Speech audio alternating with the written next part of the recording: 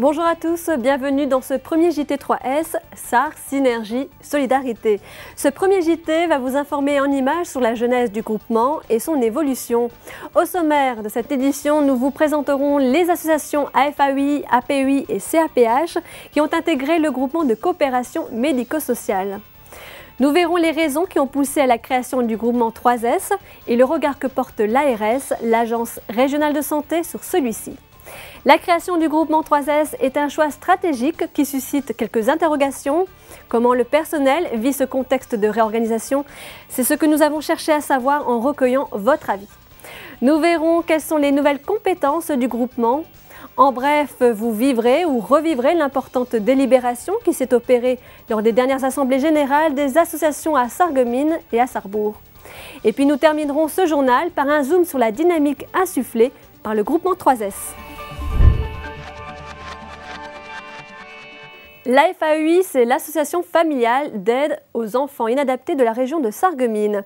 Elle a été créée en 1965 par des parents pour répondre à des besoins non satisfaits dans l'accompagnement de leurs enfants handicapés.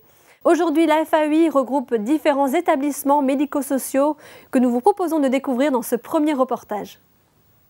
Anaëlle a 7 ans et demi, cela fait 4 ans qu'elle est prise en charge par le CESAD, le service d'éducation spécialisée et de soins à domicile. Ce service accueille des enfants âgés de 0 à 16 ans, présentant un retard global du développement. Le CESAD leur offre une prise en charge précoce, à domicile, et sur tous les lieux de vie de l'enfant. Notre charte, c'est de garantir à l'enfant une intégration dans la vie ordinaire. C'est de tout faire pour que ce petit enfant qui vient de naître puisse être un jour un citoyen à part entière. D'éviter que se rajoutent des pertes de temps au niveau du diagnostic, des pertes de temps au niveau de la scolarisation, des pertes de temps pour toute sa vie, quoi. Avec une équipe pluridisciplinaire formée de médecins, de psychiatres, de psychologues ou encore de psychomotriciens, le diagnostic est posé et une prise en charge adaptée à l'enfant est proposée. Regrouper les prises en charge, travailler en coordination entre collègues, ça lui a apporté beaucoup pour elle dans son emploi du temps et dans son amélioration de traitement aussi. Le CESAD établit un lien avec d'autres structures spécialisées comme l'IME, l'Institut médico-éducatif. L'IME assure l'accueil et le suivi de l'enfant de 6 à 20 ans présentant une déficience intellectuelle avec ou sans trouble associé. Non, là tu inventes. De ça, pi. L'IMP, l'Institut médico-pédagogique, accueille 16 enfants de 6 à 13 ans et veille au développement des outils d'autonomie. Ça, c'est printemps. C'est moi écrit printemps. C'est moi. À l'IMPRO, l'Institut médico-professionnel, 54 adolescents de 14 à 20 ans développent des apprentissages pré-professionnels. Voici mon camion que j'ai réalisé avec mon prof Jacques. Et voici les camions que j'ai participé pour mes amis. Enfin, la section Les Farfadets, spécialisée dans l'autisme, accueille 12 enfants autistes. L'équipe qui les encadre est en perpétuelle recherche de moyens de communication et de prise en charge adaptés à chaque enfant. Ça, c'est ce qu'on fera tout à l'heure. D'accord? L'encadrement nécessite de baliser la journée de façon très rigoureuse. Pantalon. Plus de la moitié des enfants et adolescents de l'IME bénéficient d'une scolarisation encadrée. Les feutres, ils sont mis. Très bien. Individuelle dans le cas des enfants autistes et en classe pour les autres. 3 enseignantes spécialisées suivent un programme spécifique construit et entériné par l'Éducation nationale. De façon générale, la pédagogie qui prime, c'est une pédagogie par l'encouragement et la réussite. Et on essaye à travers cette pédagogie, aussi bien du point de vue éducatif que du point de vue de l'enseignement des enseignants, de les tirer vers le haut le plus loin possible au meilleur des capacités de chacun. Situé en zone artisanale de Sarreguemines, l'ESAT, CAT La Ruche, est un établissement de services d'aide par le travail. Il accueille 159 ouvriers. Suzanne, d'origine allemande, y travaille depuis 2 ans. Moi, je pèse, je pense moi par ça contient. Je gagne de l'argent pour acheter des habits, aller au voyage et tout. La mission de La Ruche est la prise en charge éducative et professionnelle de travailleurs handicapés au travers d'activités variées et dans un cadre de travail dit protégé. Il y a à vérifier que le personnel ait bien sa tenue adéquate et vérifier qu'il respecte bien les distances de sécurité en cas de projection. Donc on met l'accent sur la sécurité. À l'ESAT, ce sont plus de 7 activités qui se déclinent à travers plusieurs compétences en vue de la satisfaction de plus de 100 clients. L'atelier de création et de vente de bougies artisanales est la dernière activité mise en place. Les ZAD facilitent la manipulation des outils et le développement de la polyvalence et se défend d'être une structure occupationnelle. La personne vient avec ses besoins, ses manquements, mais aussi ses envies de faire. Donc nous, notre mission principale, c'est déjà de l'intégrer dans une équipe de travail. On a un atelier bois, ce n'est pas pour autant qu'on va en faire des menuisiers. Par contre, on leur apprend des gestes professionnels qui leur permettent d'utiliser par exemple un cloueur, d'assembler des palettes, de faire des caisses et ainsi de suite. On est pour l'insertion, mais on est aussi pour que la personne puisse devenir le plus autonome possible, aussi bien sur son lieu de travail, mais également dans son quotidien. Ici, l'équipe encadre, forme et adapte les postes de travail aux aptitudes et capacités individuelles des ouvriers. Au restaurant La Ruche, ouvert au réseau industriel, ce sont environ 300 plats par jour qui sont servis. Des plats servis et confectionnés par les usagers. J'aime bien aider prendre les commandes, parce qu'on peut parler aussi avec des gens, prendre contact, tout ça. J'aime bien l'activité-là. Cuisine, je resterai tout le temps. À Götzenbrück, une antenne de l'ESAT La Ruche a ouvert ses portes en septembre 2010. Elle accueille 17 salariés du pays de Bitche. Tout se passe très bien et puis on aime bien travailler pour les autres clients qu'on connaissait pas avant. Et à Sarreguemines, bon, il nous manque un peu, mais là, maintenant, ça va. De retour à Sarreguemines, la résidence Lydie Guggenheim est un FESAT, foyer d'hébergement annexé aux ESAT. 32 résidents, tous ouvriers à l'ESAT La Ruche, y résident. Bonjour, bienvenue, je m'appelle Christiane et voici ma chambre. Chaque occupant aménage l'espace à son goût avec ses propres meubles et assure l'entretien courant. Avec les résidents et les moniteurs et tout le monde, on rigole bien, une bonne ambiance et on s'éclate. Et oui, la résidence est propice aux échanges entre les résidents et offre un cadre de vie sécurisant et convivial. On cherche à faire un accompagnement, c'est-à-dire on ne fait pas la place des personnes. L'objectif, c'est toujours de tendre vers l'autonomie maximale. Jamais faire à la place, toujours avec quand il y a besoin. Les moniteurs éducateurs sont présents et accompagnent les résidents dans leur quotidien. 9, 10, 11. Ce foyer permet ainsi d'engranger des savoir-faire pour pouvoir vivre seul ensuite, en hébergement autonome et être suivi par un service d'accompagnement. C'est ce qu'ambitionne Christiane et c'est ce que connaît Pascal Niclès. Dans ce cas, un suivi par le service d'accompagnement à l'hébergement des travailleurs handicapés en milieu ouvert, le SATMO, les terrasses de Lydie, est possible. Les personnes handicapées mentales, avec une bonne autonomie, travaillant à l'ESAT ou en entreprise adaptée, sont aidées dans la gestion de la vie courante, mais aussi sur le plan psycho-affectif. Ici, on fait un suivi, on fait des animations, on fait des sorties le vendredi soir, ou bien le samedi, on fait des sorties à thème, des marches, des visites de musées, visites de châteaux. Et puis ça contribue à rompre la monotonie et puis la solitude qu'on vit en tant que célibataire. À travers ces différentes structures, l'AFAEI cherche le mieux-être et l'épanouissement des personnes accueillies. Elle vise à favoriser leur autonomie quotidienne, à faciliter leur intégration sociale et si possible professionnelle via un projet individualisé. À Sarrebourg, on parle de l'APEI, l'association de parents d'enfants inadaptés. Elle œuvre depuis plus de 40 ans pour l'accompagnement et l'accueil d'enfants et d'adultes présentant un handicap. L'ensemble de ces activités est implanté dans le bassin de la ville de Sarrebourg. Comme dans le précédent reportage, nous vous proposons un tour d'horizon des structures qui composent cette association. Depuis 2 ans, le CESA d'Arpège de Sarrebourg accueille des enfants ayant une déficience intellectuelle. Aujourd'hui au nombre de 4, pour un agrément de 12, les enfants sont pris en charge de façon très individuelle par une équipe pluridisciplinaire. En général, la problématique est définie autour de l'enfant, mais elle est définie aussi dans son contexte familial. Donc très souvent, il y a un lien qui se fait avec les parents et aussi il peut y avoir un travail qui est proposé avec les parents et l'enfant. Donc c'est aussi pour ça qu'on peut les rencontrer à domicile. Ça peut être un vrai travail qui peut être mis en place avec eux. Situé à 2 km du centre-ville de Sarrebourg, l'Institut médico-éducatif Les Jonquilles accueille 85 jeunes. L'IMP, l'Institut médico-pédagogique, accueille 13 enfants âgés de 6 à 14 ans. Il vise à leur donner des repères et à leur faire travailler les prérequis. À l'IMPRO, l'accent est mis sur l'apprentissage avec les enfants âgés de 17 à 20 ans et sur les pré-apprentissages pour ceux âgés de 14 à 17 ans. Ce matin, j'étais en atelier bois. Cet après-midi, je suis en atelier expression. Et ça se passe bien tous les jours. Je suis bien. À l'IMPRO, c'est super. et je m'amuse beaucoup. J'apprends beaucoup. Une cinquantaine d'enfants de l'IMP et de l'IMPRO suivent le programme de l'éducation nationale. Pour ce faire, 3 enseignantes spécialisées assurent une scolarisation encadrée. On est obligé de travailler énormément en autonomie par rapport à ce que l'éducation nationale peut nous proposer, puisque au niveau des manuels, il n'y a aucun manuel qui est adapté à notre public, mis à part pour les petits. Et on se débrouille en fait, on fait nos préparations, on prépare tout en cherchant nous-mêmes, en cherchant des supports variés qui puissent leur convenir, qui ne font pas trop bébé et en même temps pas trop difficile non plus parce que ça reste un public difficile. La nacelle est l'unité fonctionnelle pour enfants autistes. Elle accueille 5 enfants âgés de 6 à 12 ans souffrant de troubles massifs de la relation et de troubles d'angoisse.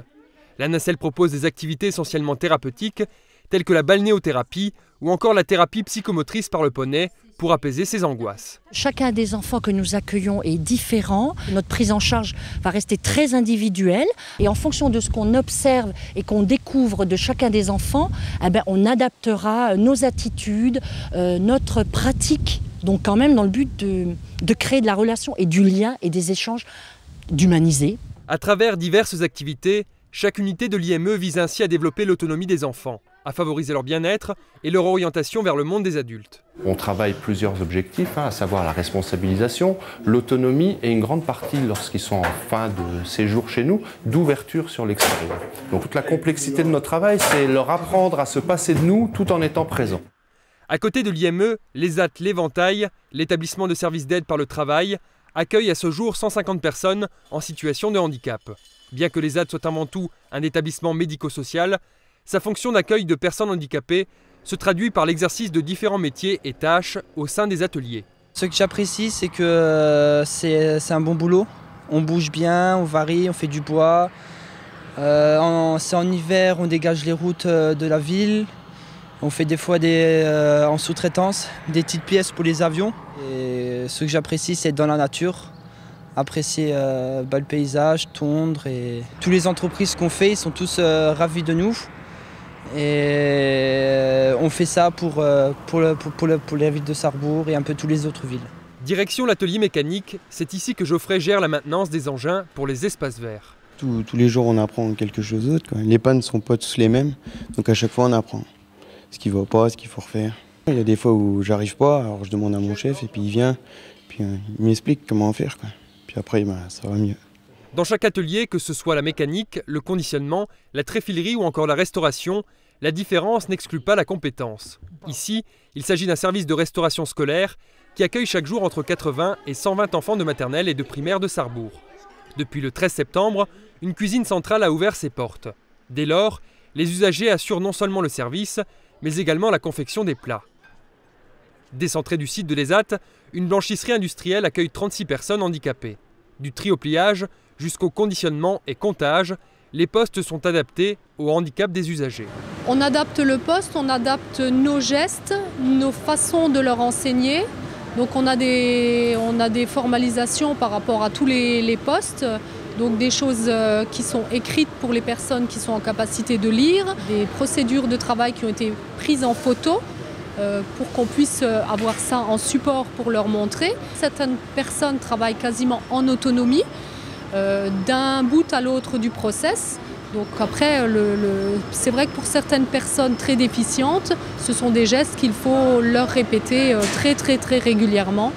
Voilà, c'est tout notre travail. La blanchisserie de l'ESAT traite 1 tonne de linge par jour. C'est un travail valorisant qui nécessite un certain professionnalisme qui apporte un épanouissement personnel. Le chauffeur du camion vient nous livrer du linge et après il le ramène ici et après le moniteur nous dit ce qu'on doit trier pour le client. L'ambiance est bonne, ça dépend des jours. Moi j'aime bien ce que je fais comme travail et voilà. Audrey, nous la retrouvons en fin de journée au FESAT, le foyer d'hébergement annexé à l'ESAT. Ici, les résidents sont accompagnés si besoin dans les actes de la vie quotidienne. C'est l'accompagnement vers l'autonomie. Pour d'autres, ça peut être le maintien des acquis. Donc l'autonomie se décline de différentes façons. Pour certains, ça va être tout simplement apprendre à couper des pommes de terre. Pour d'autres, ça va être peut-être un jour l'autonomie en ville pour habiter seul en appartement. Ici, quotidiennement, les résidents accompagnés des éducateurs préparent à tour de rôle le repas du soir. Ils disposent d'un espace commun, mais aussi d'un espace privé qu'ils aménagent à leur goût. Le FESAT de Sarrebourg a la particularité de proposer 2 petites unités de vie, plutôt familiales, sur 2 sites distincts. Le foyer L'Éventail, dans l'enceinte de l'ESAT, dispose de 15 chambres et le foyer des Myosotis, situé à proximité de la blanchisserie, peut accueillir 17 personnes. La résidence Schumann est un service d'accompagnement à l'hébergement des travailleurs handicapés en milieu ouvert. Il accompagne 25 personnes vivant de façon autonome, soit dans un des 9 appartements de la résidence, soit en ville.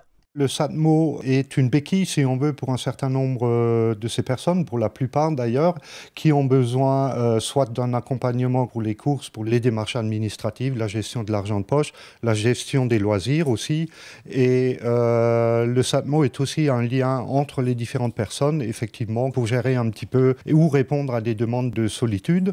La PUI a donc pour mission, au travers de ces différentes structures, de favoriser l'acquisition des moyens d'insertion professionnelle et sociale et de veiller à l'épanouissement des personnes individuellement prises en charge. Plus récemment, en 1998, une association spécialisée dans l'hébergement de personnes adultes atteintes d'un handicap mental ou psychique a été créée. Il s'agit de la CAPH, la Coordination pour l'accueil des personnes handicapées. Elle vise à améliorer la vie quotidienne, l'accompagnement et l'hébergement des personnes handicapées. Plus de précisions dans ce reportage. Le FAS a pour objectif d'accueillir des personnes en situation de handicap ne pouvant plus ou pas se procurer un emploi en milieu protégé. Benoît travaillait pendant 4 ans à l'ESAT. Depuis 2009, il est au FAS de Sarreguemines. Au CAT, c'était beaucoup de rendement pour moi et puis j'arrivais pas à suivre. Bon, au début, ça allait, mais après, c'était devenu de plus en plus dur et voilà, j'arrivais plus à suivre la cadence. Cet accueil de jour, c'est bien. J'aime bien parce que bon, c'est sympathique. Je fais bien. J'adore les activités qui y sont proposées. L'accueil en face peut se faire de 2 façons. En journée pour des personnes encore au domicile des parents ou de manière permanente pour les personnes relevant de l'hébergement. Le FAS de Sarreguemines accueille 5 personnes en section de jour et 17 personnes en hébergement permanent. Nos missions, c'est bien sûr d'essayer de prendre en charge le mieux possible les personnes handicapées, de leur proposer une prise en charge de qualité, de leur proposer dans tous les cas au minimum le maintien des acquis qu'ils avaient quand ils arrivaient chez nous. Et parce qu'on est un petit peu ambitieux, on a aussi envie de développer de nouvelles compétences chez ces personnes-là. Pour cela, la CAPH développe un système d'activités répondant aux besoins et aux projets individuels des résidents, tout en respectant ce qu'ils apprécient et ce qu'ils n'apprécient pas. Les axes d'apprentissage culturel, de loisirs et d'entraînement au travail peuvent ainsi être traités suivant le projet individuel. Avant, j'étais d'abord à la résidence. J'étais resté quelques temps jusqu'à ma retraite. Et c'est pour ça qu'ils m'ont mis ici, que je ne m'ennuie pas. Et je fais des activités avec mes autres camarades. C'est pour éviter ce type de déracinement des résidents que le foyer Bernard Meyer regroupe à la fois un FAS et un FESAT. Deuxième particularité, il accueille en un même lieu des personnes en situation de handicap mental et des personnes en situation de handicap psychique. Je me suis dit, mon Dieu, qu'est-ce qu'on est en train de faire? On est en train de mélanger 2 populations qui ne sont pas forcément compatibles. Eh bien si, et je suis la première étonnée, ça se passe extrêmement bien. Les personnes handicapées psychiques sont extrêmement... comment je vais dire, bienveillante avec les personnes handicapées mentales et ça se passe vraiment bien. Le foyer Bernard Meyer accueille 18 personnes en FESAT et 15 au FAS en hébergement permanent, mais aucune séparation de fonctionnement n'est faite. Lorsqu'on va monter un projet tant sur les activités de soirée que sur les sorties de week-end, on n'a pas de séparation. Les personnels sont identifiés, travaillant au FAS ou travaillant au FESAT, mais en termes d'accompagnement, on est quand même sur de l'accompagnement global et un fonctionnement global. Pour ce qui est de la richesse au niveau du fonctionnement, les personnes au FAS, normalement, sont plus en difficulté au niveau de l'autonomie que des personnes pouvant se rendre en milieu de travail protégé. Donc, c'est vrai qu'on va avoir une sorte de petite dynamique et d'entraide, des situations d'entraide qui vont se mettre en place. Voilà. Cette approche globale laisse pour autant place à l'accompagnement individualisé et personnalisé pour permettre à chaque résident de travailler ce qui est nécessaire pour développer son niveau d'autonomie. Le foyer Bernard Meyer assure donc la continuité de la prise en charge lorsque les personnes ne peuvent plus travailler en ESAT ou au contraire lorsque celles-ci passent d'une orientation FAS à une orientation FESAT. Ce système a permis de ne pas séparer ces jumelles, dont une travaille à l'ESAT. Dans les manèges en bois avec des chevaux, on est monté dessus. Mais dans le bateau là, on n'était pas parce que comme les bateaux. Ces 3 associations que nous venons de vous présenter œuvrent avec le désir de changer le regard posé sur la personne en situation de handicap mental. Elles sont animées par les mêmes valeurs associatives telles que le respect de la personne handicapée, la défense de ses intérêts, la solidarité, l'accès à l'autonomie et bien sûr le bien-être au sein des établissements d'accueil. Depuis 2009, l'AFAEI, l'APEI et la CAPH se sont unis en un groupement de coopération médico-sociale baptisé 3S, SAR, Synergie, Solidarité. Quelles sont les raisons d'un tel groupement? On voit cela tout de suite. D'une crise est né un développement imprévu. En 2005, l'APEI de Sarrebourg connaît une crise de gouvernance avec la vacance de la présidence. Jean-Pierre Artel, alors président de l'AFAEI de Sarreguemines, est mandaté par l'union départementale pour en prendre temporairement les rênes. Il se retrouve finalement à la tête de 2 associations évoluant dans le même champ, celui du handicap. Son implication sans limite n'est pas le fruit du hasard. Mon gamin, il a été opéré et l'opération s'est mal passée, donc il est devenu handicapé. Et je vous dirais qu'à 17 ans, quand il a eu 17 ans, je me suis engagé dans l'association, c'était pour assurer un avenir à mon gamin. Entre-temps, je dirais que tous les gamins qui sont au niveau de l'association sont devenus mes gamins. Je dirais, bon, c'est pour eux. De cet ajustement provisoire va surgir 4 ans plus tard un projet ambitieux et novateur, la création d'un groupement de coopération sociale et médico-sociale. En étant président des 2 associations, j'ai vu qu'on a pu mutualiser des moyens et c'est un des facteurs. Mais bon, je dirais le facteur aussi, c'est aussi pour pérenniser le futur. C'est d'être en position de force aussi vis-à-vis de nos organismes payeurs, de l'ARS aussi, et de montrer ce qu'on est capable de faire. Il faut dire qu'ensemble, on est plus fort, que chaque petite association à part a beaucoup plus de mal à convaincre.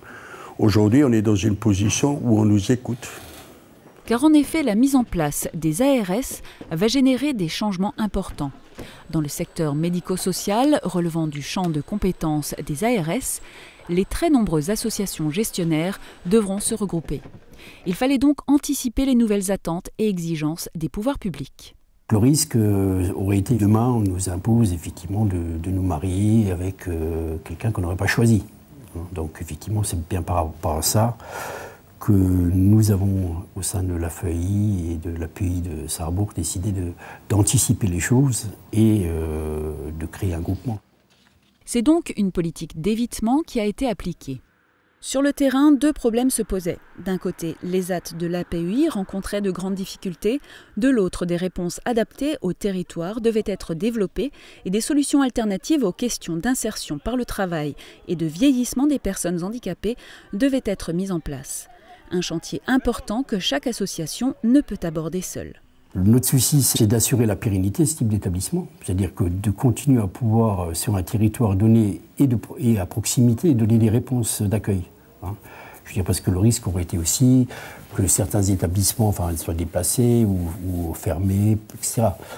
Par leur taille ou pour toute autre raison. En juin 2009, la convention liant l'APEI et l'AFAEI est signée, à laquelle adhère pour certains projets la CAPH.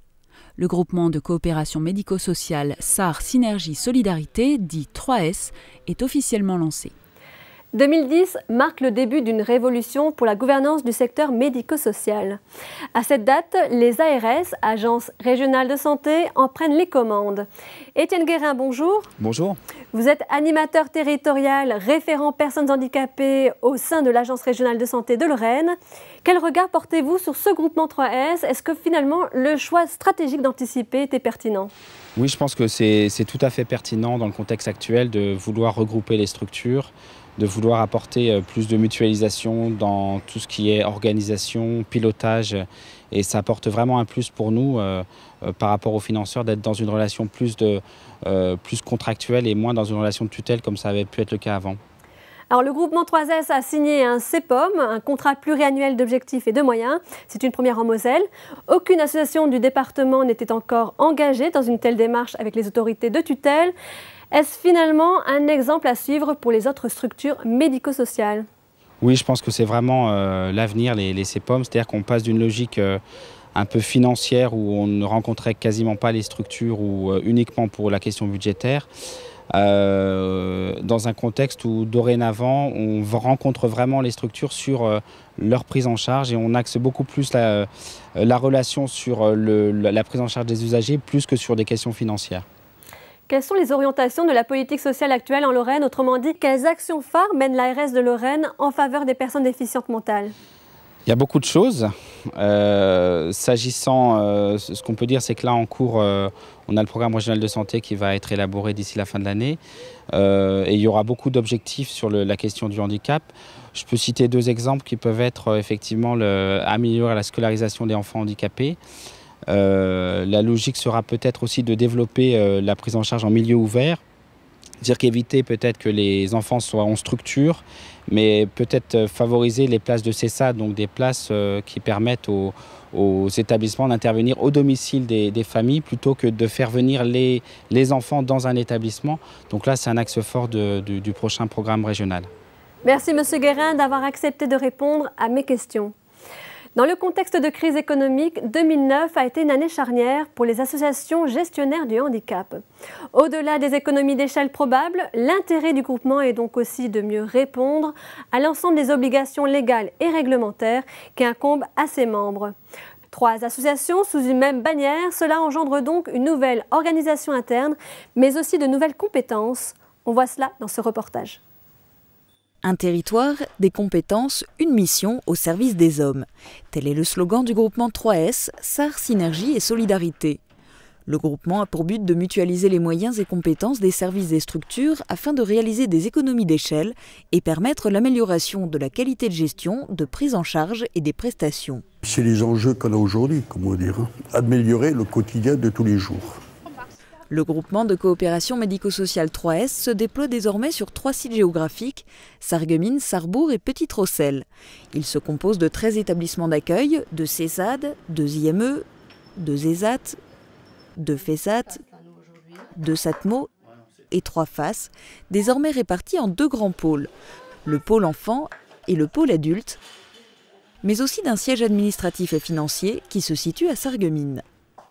Mon activité, c'est de manager les services supports, qui sont les services comptables, financiers, ressources humaines, mais aussi l'informatique, le service informatique et la qualité.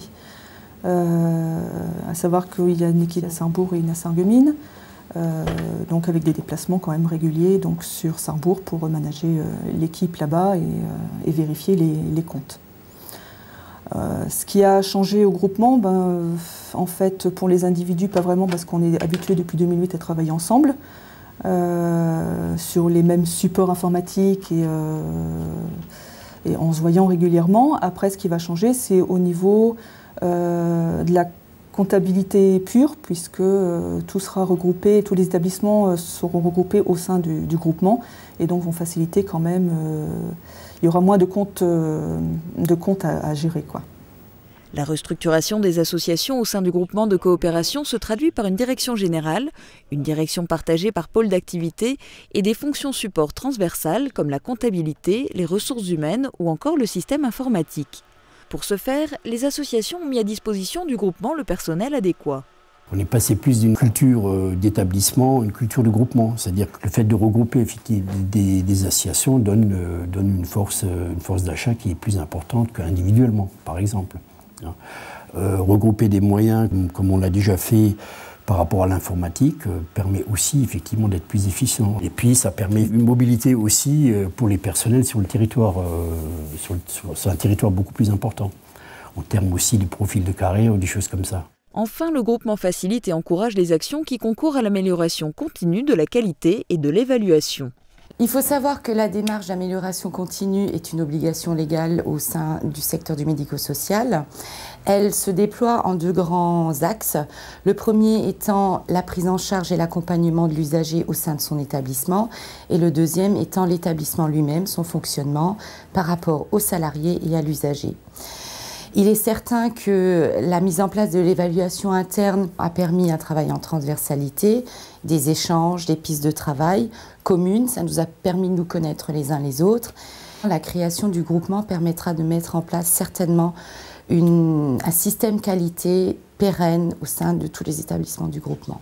Le CEPOM, contrat pluriannuel d'objectifs et de moyens, contracté avec la DAS pour une durée de 5 ans, prévoit 13 millions d'euros pour assurer le fonctionnement, l'amélioration des établissements, ainsi que des conditions et qualités d'accueil et d'accompagnement des personnes handicapées. C'est bien l'usager qui est au centre de cette affaire-là, quoi.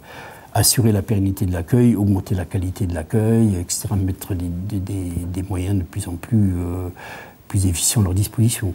700 enfants et adultes handicapés pour 270 personnels d'encadrement et de service, c'est pour l'heure ce que représente le groupement 3S.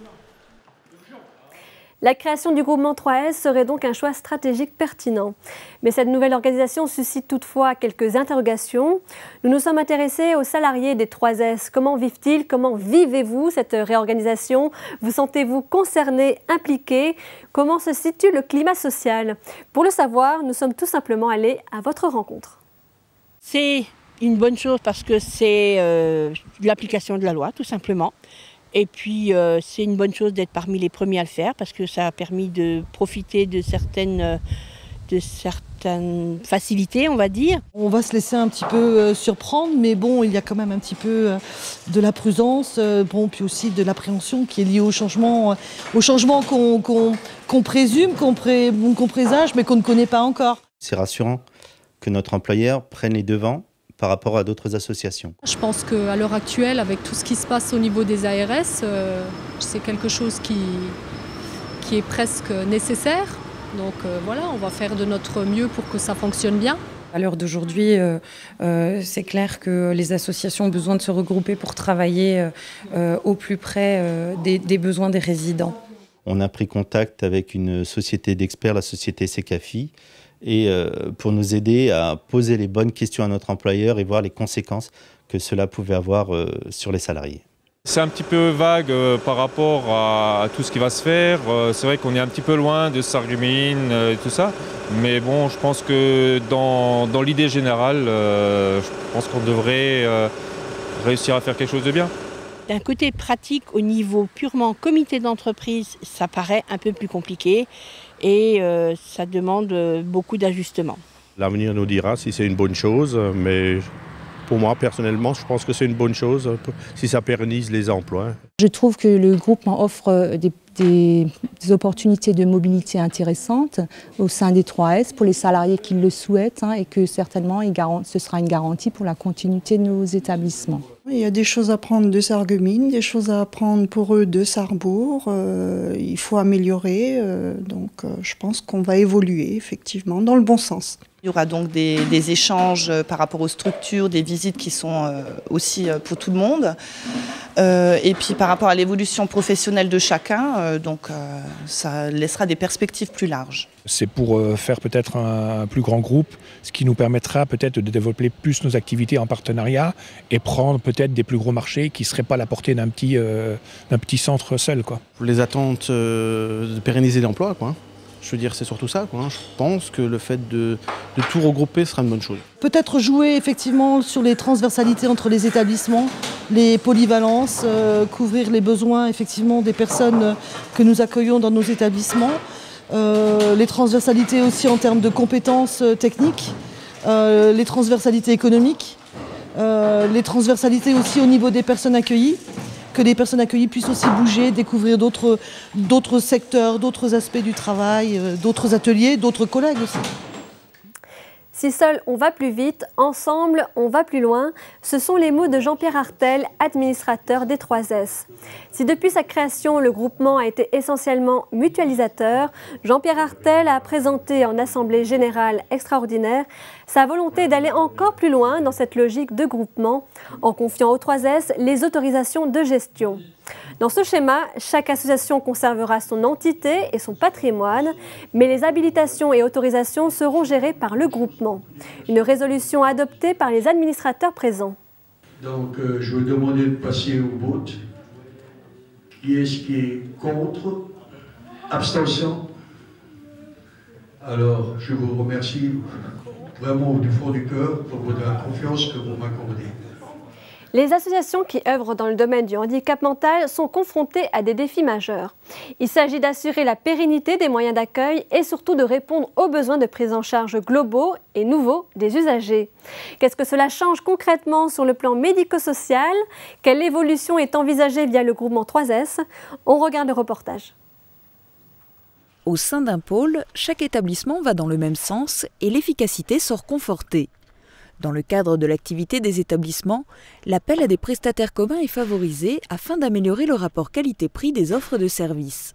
On nous a déjà confié, parce qu'il y avait un surcroît d'activité à Sarreguemines, des travaux, parce que nous étions en manque de travail à un certain moment, donc ce qui a permis de donner un coup de main à Sarreguemines et nous de donner la possibilité d'accroître peut-être notre productivité. Avec le groupement, des synergies sont ainsi développées, notamment dans les métiers de sous-traitance pour les entreprises. Une synergie qui permet de répondre à des appels d'offres et d'être plus réactif, mais aussi de développer des activités. Pour autant, le groupement n'enlève rien aux associations qui conservent leur identité et leur patrimoine. Chaque site aura des développements un peu différents. Sarrebourg va développer une nouvelle blanchisserie, Sarreguemines non. Et puis de nouveaux métiers vont voir le jour, notamment le montage et démontage de pneus à l'ESAT de Sarrebourg. Par rapport à l'ESAT, c'est surtout la mutualisation, on va dire, des compétences.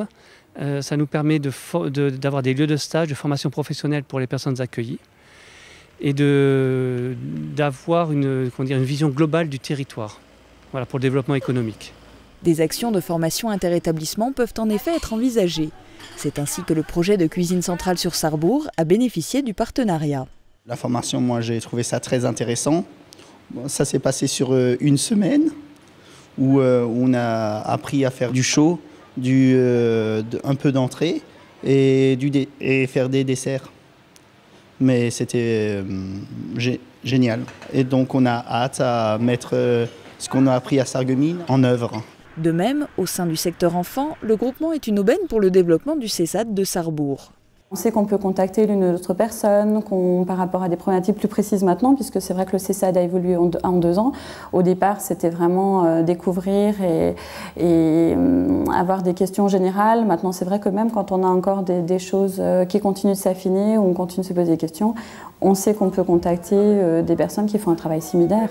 Ce qui me paraît moins intéressant, c'est le système d'intelligence collective, si vous voulez. C'est-à-dire que je pense que quand plusieurs cerveaux se mettent à penser ensemble, ça peut être forcément plus productif. Le groupement peut être promoteur de projets. En véritable opérateur social, il facilite le développement de réponses innovantes. On a notamment un projet important qui est d'élargir l'offre de services et de proposer de l'accueil sous forme d'hébergement, mais de l'accueil modulable. C'est-à-dire qu'aujourd'hui, il faut qu'on s'adapte un petit peu plus aux besoins des parents, aux attentes des parents, et de voir dans quelle mesure nos établissements peuvent être aujourd'hui peuvent venir compléter la prise en charge des enfants qui sont maintenus en milieu ordinaire. Je crois que la question de l'autisme va dans ce sens-là, qu'il faut aujourd'hui qu'on s'adapte à de nouveaux publics et qu'on mette en place aussi, sur le plan des pratiques, qu'on se forme sur de nouvelles approches. Sur le plan médico-social, cela permet d'avoir une réponse plus large en termes d'accompagnement des personnes accueillies. Ça va permettre d'échanger avec d'autres FESAT de la FAUI ou de la PUI, avec un SATMO, je veux dire avec toute une palette d'hébergements qu'on n'a pas, nous, tout seuls, ici, en étant que la CAPH. Donc je pense que ça peut permettre de respecter plus le projet individuel de la personne, en termes d'orientation, là. Et ça peut permettre aussi de développer des projets avec des partenaires. Si c'est pas pour faire ça, c'est pas la peine d'entrer dans un groupement, quoi. L'origine de la CAPH constitue elle-même un groupement, puisqu'elle regroupe des gens du secteur privé et du secteur public qui se sont regroupés pour aboutir à la création d'établissements.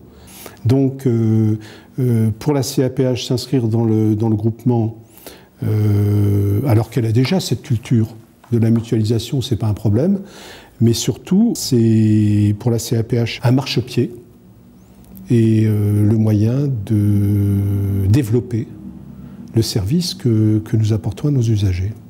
Parce que les besoins des personnes handicapées évoluent, de nouveaux projets pointent à l'horizon. Le groupement devrait permettre de développer des réponses adaptées pour les personnes qui restent sans solution ou avec des solutions inadaptées. Ce qu'il faut développer, c'est l'ensemble de choses, parce que des places, il en manque surtout au niveau de femmes, ça veut dire foyer d'accueil médicalisé, des foyers d'accueil de vie, personnes vieillissantes. Je pense que c'est encore une des missions que j'essaierai encore de réaliser avant de m'arrêter. Porteur d'espoir, le groupement vise à renforcer la solidarité autour du handicap pour répondre au mieux aux besoins de la personne. Le cœur du changement au sein du secteur médico-social, c'est que de plus en plus, il faut que les services rendus s'organisent autour de la personne. Ce qui nous demande effectivement de nous diversifier et d'avoir une palette de réponses beaucoup plus importante. Et le groupement demain sera un outil tout à fait adapté pour répondre à ces nouveaux enjeux. Voilà, nous sommes arrivés au terme de ce premier JT. J'espère qu'il aura permis de faire toute la lumière sur les raisons et les opportunités de ce groupement 3S. Je vous invite d'ores et déjà à vous connecter à notre nouveau site www.g3s.org. Vous pourrez y découvrir toute l'actualité du groupement, l'agenda des manifestations et bien sûr les prochains JT, la galerie photo qui immortalise la vie au sein du groupement, sans oublier la boutique en ligne qui vous offre la possibilité d'acheter les produits confectionnés par les usagers des 3S. Quant à moi, je vous donne rendez-vous très prochainement pour une nouvelle édition. À bientôt!